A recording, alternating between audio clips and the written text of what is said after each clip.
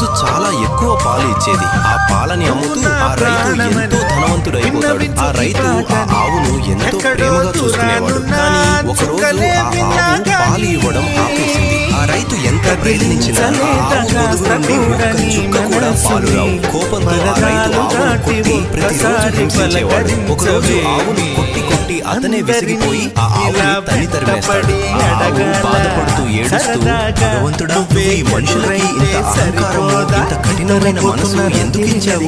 నేను ఇన్ని రోజులు పాలు ఇచ్చాను అని ప్రేమగా చూసుకున్నాడు. ఇప్పుడు నేను గర్భవతిని, పాలు ఇవ్వలేకపోయాను. ఆ మాత్రం అతను తెలుసుకోలేక పాలు ఇవ్వట్లేదు అని నన్ను కొట్టి తరిమేశాడు. ఇప్పుడు నేను ఏం చెయ్యాలి అని బాధపడుతూ అడవిలోనే తిరుగుతూ ఉంటుంది. కొన్ని నెలల తర్వాత ఆ ఆవు ఒక దూడకి జన్మనిచ్చింది.